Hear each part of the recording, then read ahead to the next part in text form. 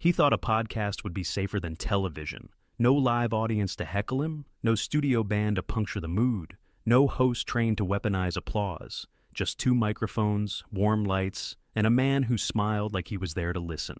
Prince Harry sat down across from Louis Theroux and felt, briefly, like he could breathe. Because Louis didn't come in swinging, he came in soft, and that, Harry would realize too late, was the trap. The studio looked calm, controlled room, with a clean orange backdrop, two broadcast microphones on sturdy arms, a small table with water cups that didn't clink too loudly when you set them down. Even the air sounded expensive, quiet, padded, built for confession. Louis leaned forward with the kind of posture that said, "We have time." "Thanks for doing this," Louis said, voice low, friendly. "I know you've had a lot of noise." Harry gave the polished half-smile he'd perfected over years of camera flashes and royal walkabouts. "Noise is one way to put it." Louis laughed softly, not mocking, just acknowledging. "Right, I'm not here to do that. I'm not here to catch you out." Harry felt his shoulders ease a fraction. He kept his hands together in front of him, fingers interlaced, like he'd been coached to appear composed and grounded. "I appreciate that." Louis nodded. "I want to talk like human beings. I want to understand." That phrase, "I want to understand," landed like a bomb. Harry had walked into interviews before, where the first question was a blade. Here, the first question sounded like a door opening. They started where all the safest conversations start. Origin stories. Louis asked about Harry's childhood, but carefully, in the way someone asks about a house that burned down. Respectfully, as if the smoke might still be in the walls. Harry spoke about duty, about grief, about the strange loneliness of being known by people who didn't know you. He chose words that sounded sincere without being too raw. He'd learned that if you bleed too much, they call it manipulation. If you don't bleed at all, they call you cold, so he bled a little. Louis listened without interrupting. He didn't do the talk show thing. No punchlines, no gotcha, no quick pivots. Just eye contact and the occasional, like a therapist who doesn't want to steal the moment from you. Harry began to forget he was being recorded. That's when Louis reached for the first thread. "It's an odd thing," Louis said, "the way grief can freeze a person in time." Harry nodded slowly. "Yes. And the way," Louis continued, "it can also become a kind of engine." Harry blinked. "What do you mean?" Louis didn't answer immediately. He tilted his head slightly, as if choosing the gentlest path through a minefield.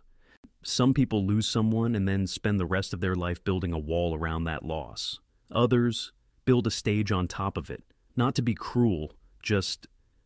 He spread his fingers, palm up. "It's human." Harry's mouth tightened, but only for a second. He covered it with a controlled laugh. "I don't think I'm building a stage." Louis nodded like he hadn't expected Harry to agree. That was the odd part. Louis didn't press. He didn't challenge. He just accepted the answer as a temporary placement, like a chess piece that would be moved later. Harry leaned back a fraction. The microphone was close enough that he could hear the soft texture of his own breathing. "Can I be honest?" Harry said, voice warmer now. "It's exhausting. People assume they know your intentions. They assume you're doing everything for attention." Louis's eyes stayed calm. "That must feel unfair." "It is unfair," Harry said, sharper. Then he caught himself and softened it, "especially when you're actually trying to do something good." Louis nodded. "Let's talk about that. The good." Harry brightened. This part was safer. The philanthropy, the causes, the work. The talking points that sounded noble without needing to be verified in real time. He talked about veterans, trauma, mental health.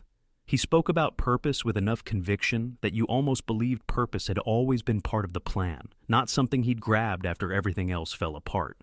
Louis listened, hands folded near his cup of water. "So," Louis said gently, "when you say you're trying to do something good..." Harry nodded. "Yes." "Do you ever worry," Louis continued, "that the story of doing good becomes more important than the doing?" Harry froze for a fraction of a second, just a blink too long, a breath that didn't know where to go. He forced a chuckle. "No." Louis didn't smile back, not because he was angry, because he was curious. "You don't?" Louis asked. Harry's fingers tightened together. No, look, I'm not a saint, but I'm not performing. Louis tilted his head slightly, voice still soft. You're a public figure. Performance is part of it. Harry's smile returned, but it was thinner now, stretched like a sheet over something sharp. I've had enough of people telling me what I am, Harry said, and the words came out faster than he intended. He slowed himself. What I mean is, I've lived under expectation my whole life, and when I finally speak for myself, people call it performance. Louis nodded slowly. That makes sense? Harry exhaled, relieved again, until Louis added almost casually, and yet, you did choose the microphone. The sentence was light. The impact wasn't. Harry stared at him. What? Louis's tone didn't change. That was what made it worse. You could have disappeared, Louis said. Plenty of people with money and fame vanish into privacy. They buy an island of quiet. You didn't. Harry felt heat rise up his neck. Because I'm trying to help people. Louis nodded, still calm. Right. I'm not denying that. I'm just looking at the shape of it. Harry leaned forward, elbows closer to the table, his voice sharpened. The shape of it? Louis opened his hands slightly, like someone showing they weren't holding a weapon. The shape of your life since leaving.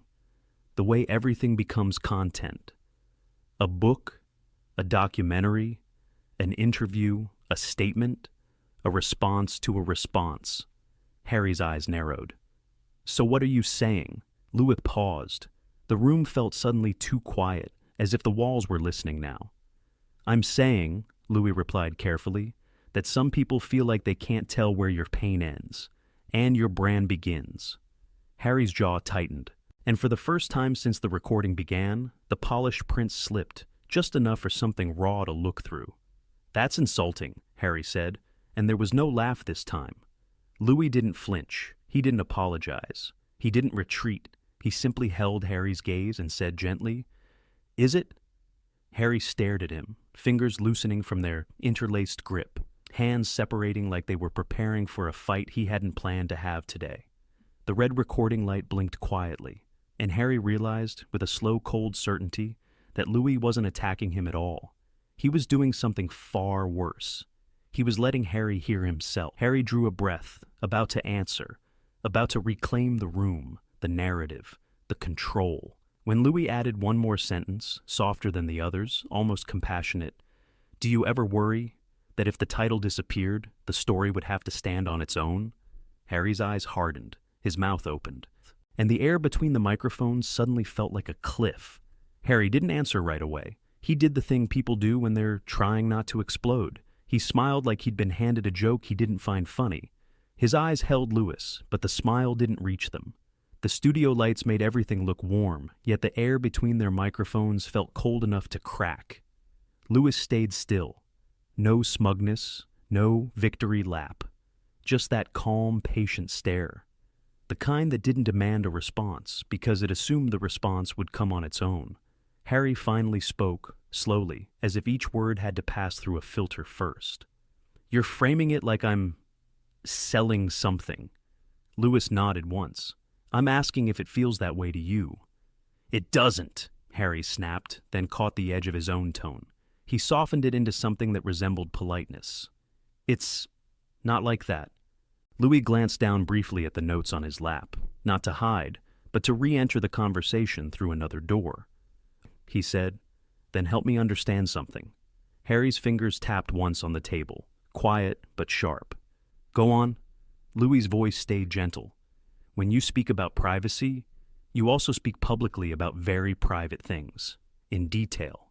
Harry's face tightened. Because I was forced to. Louis looked up. Forced? Harry leaned forward a fraction. Do you think I wanted my life dragged through the papers for decades? Do you think I wanted lies printed about my wife, about my children? Louis didn't argue. He didn't say yes or no. He let Harry fill the silence, which was exactly the problem. Harry could hear how fast he was talking.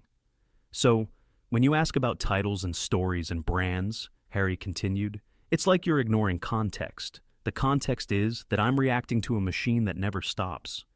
Louis nodded slowly. The machine being the press? The press, the institution, the expectations, Harry said, counting on his fingers now, irritation surfacing in the rhythm. All of it. Louis's eyes stayed on him. And leaving was the only way out. Yes, Harry said too quickly. Exactly. Lewin held a pause, then asked in the same calm tone, "Did it feel like freedom when you left?" Harry blinked. The question landed differently. It wasn't accusing. It was almost sympathetic. But Harry's pride didn't allow him to take the kindness without suspicion. "It felt like survival," Harry replied. Louis nodded again. "Survival. Right."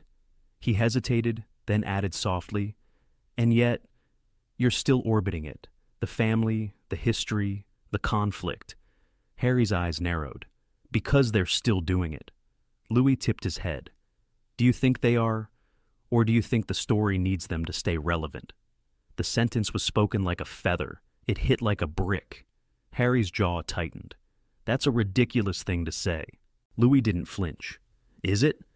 Harry exhaled sharply through his nose, almost a laugh, but not quite. "You're doing that thing." Louis raised his brows slightly. "The thing where you pretend you're just asking," Harry said, voice rising, "but you're implying something ugly." Louis's expression didn't change. He looked genuinely curious. "What am I implying?" Harry leaned forward, shoulders squaring. "That I'm using my family, that I'm using my mother, that I'm using my wife, that I'm using—" He cut himself off, then restarted, harder. "That I'm using pain." Louis watched him. "Are you?" There it was, clean, simple, no cushion. Harry stared, almost offended by how calmly the question had been placed on the table between them, like a cup of water. "I'm not," Harry said, and now the politeness was gone. "I've lived it. That's the difference." Louis nodded, as if accepting the statement as factual. Then he said, "You've lived it, yes, but living something and controlling how it's told are two different things." Harry's fingers curled slightly. The microphone caught a subtle scrape of skin against tabletop. "I'm allowed to tell my story." "Of course," Louis said. "I agree." Harry blinked. That wasn't the answer he'd prepared for. Louis continued, "I'm just interested in the moment where telling your story becomes telling it in a way that punishes other people." Harry's mouth opened, then closed. "Punishes?" Louis's voice stayed soft. "Your brother, your father, your family. Even if you feel justified. Do you ever worry that the story becomes a weapon?" Harry's eyes flashed. "They've been weaponizing me since I was a child." Louis nodded. "So this is retaliation?" Harry's face went still. He didn't like the word. Retaliation sounded petty. It sounded human in an unflattering way. "It's accountability," Harry said. "You call it retaliation because you're not the one who lived it." Louis held the pause. "That's fair." Harry's shoulders eased a fraction again, until Louis added, "But accountability usually comes with specifics, evidence, a process. What you're describing sometimes looks like narrative." Harry's laugh this time was short, sharp, and humorless. "So now I'm making it up." Louis shook his head. "No, not making it up, shaping it." Harry's voice turned colder. "Everyone shapes their story." "Yes," Louis agreed, "but not everyone's story collapses if the villains disappear." Harry froze again, the words threading into his chest like a needle. Louis didn't stop. He leaned in slightly, not aggressively, just enough to show he was committed to the question. "If your family apologized tomorrow," Louis asked, "and the tabloids vanished and the cameras stopped, what would be left?" Harry stared at him, offended, but also caught. Because the question wasn't about scandal. It wasn't even about the royals. It was about identity. Harry straightened in his chair. He tried to reclaim control with posture, with voice, with rank, even if rank was the very thing he claimed not to want. "I'd still be me," Harry said. "I'd still do my work." Louis nodded. "And the work would still need the same spotlight?" Harry's eyes narrowed. "Why are you obsessed with spotlight?" Louis's tone didn't change. "Because you say you want privacy, but you keep returning to the stage." Harry leaned forward, a little too far. His hand lifted slightly, palm up, like he was presenting the obvious. "I return because people need to hear the truth." Louis's eyes stayed steady. Or because silence feels like losing. Harry went very still. The studio was so quiet, you could hear the faint electrical hum of equipment. Harry's lips parted, and when he spoke, his voice was controlled, but the control was brittle. "You're trying to paint me as weak." Louis blinked, almost surprised. "No, I'm trying to understand what you're fighting." Harry stared at him, breathing shallowly now, as if the air had thickened. He looked past Louis for a second, toward the producer's side of the room, toward the unseen crew, then back again. He forced a smile that didn't belong on his face. Harry said very softly, "Let's understand something." Louis waited. Harry leaned in until the microphone almost touched his mouth. "You've made a career," Harry said, voice quiet but sharp, "out of walking into other people's lives and letting the audience decide what to think." Louis didn't move. Harry continued, and now his words came with the slow confidence of someone choosing an escalation on purpose. "So tell me, Louis, when you ask these questions, is it because you genuinely care?" A beat. Harry's eyes hardened. "Or because you know this clip will go viral?" Louis blinked once. The calm, for the first time, faltered at the edges. Not fear, not anger, just a flicker of something real. And the recording light kept blinking, steady as a heartbeat, as Louis opened his mouth to answer. Louis didn't answer immediately, not because he didn't have one, but because this was the moment where answering too fast would turn the conversation into theater. He let the silence stretch, long enough for it to feel intentional, long enough for Harry to realize the question had landed. The red recording light blinked steadily between them. Louis finally spoke, his voice lower now. "If I wanted a viral clip," he said, "I wouldn't let the silence do the work." Harry's jaw tightened. He leaned back slightly, folding his arms. Not defensive exactly, but guarded. The smile from earlier was gone completely. "So you're saying this isn't performance?" Harry replied.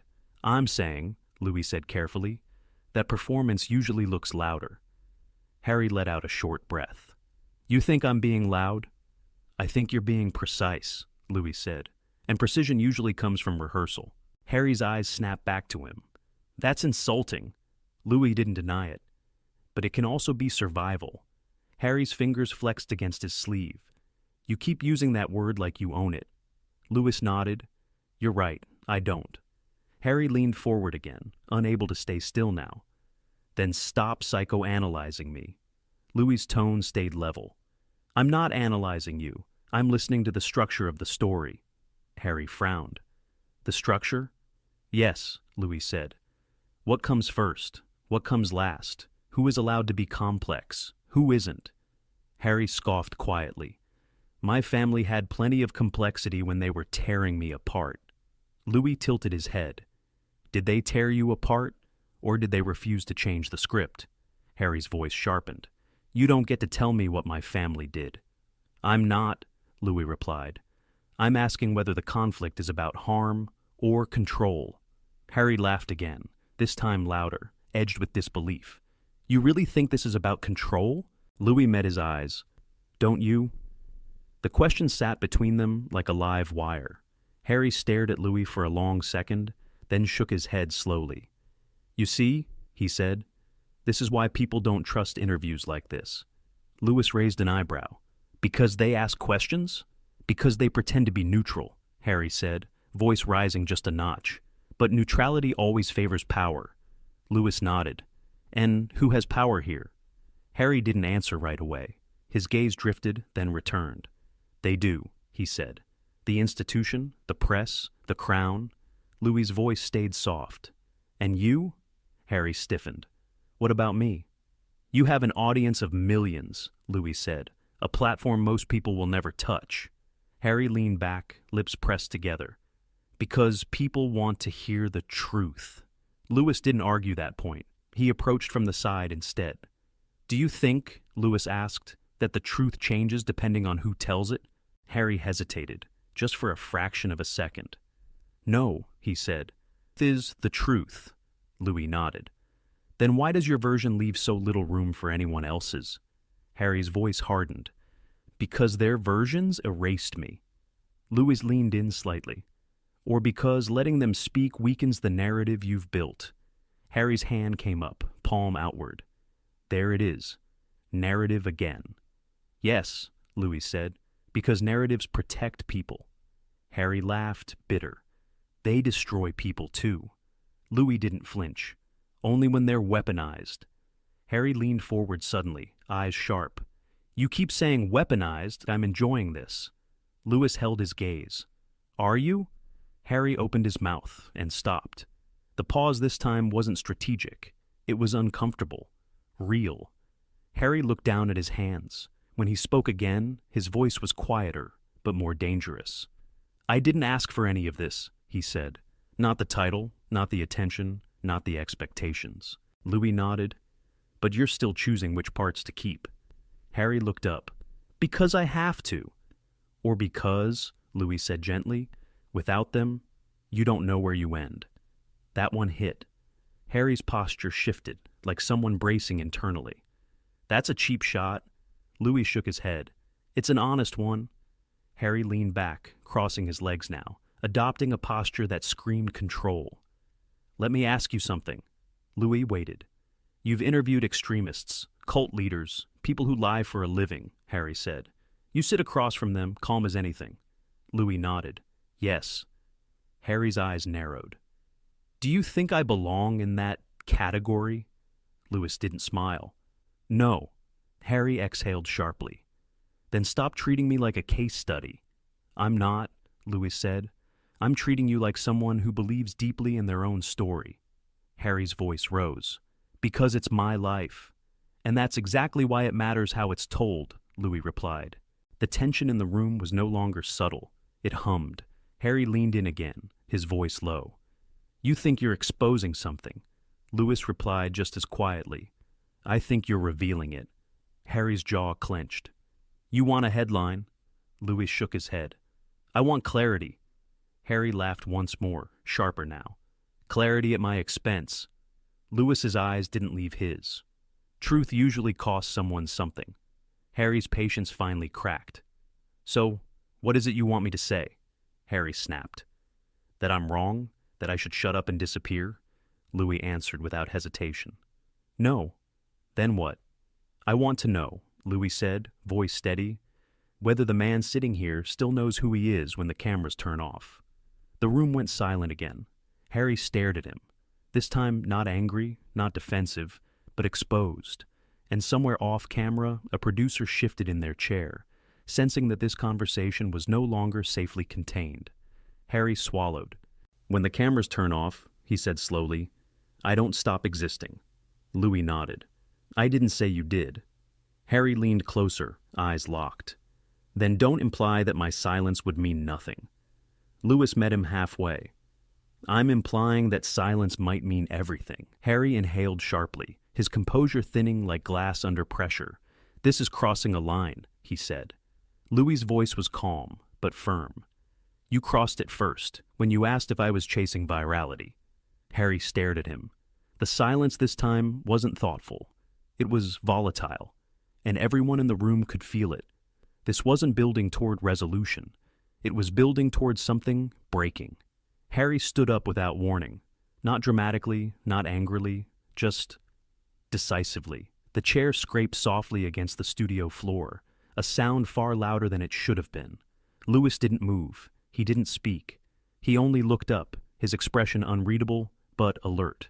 Harry adjusted his jacket, a reflex more than a necessity. This isn't a conversation anymore, Harry said. His voice was controlled, but the strain was obvious. It's an interrogation dressed up as curiosity. Louis remained seated, calm, grounded. You're free to leave, he said. You always were. That did it. Harry let out a short, humorless laugh. That's the illusion, isn't it? He glanced toward the cameras, then deliberately away from them, as if refusing to give them the final word. I came here to talk, Harry continued, not to be dissected. Louis nodded once. Sometimes those two things overlap. Harry shook his head. Not like this. He took a step back, then another. The microphones picked up his breath now, quick, shallow, human. You don't get to define me, Harry said, turning back one last time. Not you, not the audience, not this format. Louis didn't argue. I never tried to, he replied quietly. I just asked who was doing it. Harry froze for half a second. Then he turned and walked off set. No shouting, no security, no theatrics. Just a door closing softly somewhere down the corridor. The red recording light stayed on. Louis sat there for a moment, hands folded, eyes unfocused, not victorious, not smug, thoughtful. Then he leaned slightly toward the microphone. That, he said, almost to himself, was not a meltdown. He paused. That was a boundary. The camera held on him a beat longer than usual, and then cut to black. If this conversation made you uncomfortable, it probably mattered. Like the video, subscribe for more unfiltered confrontations, and tell us in the comments who crossed the line first.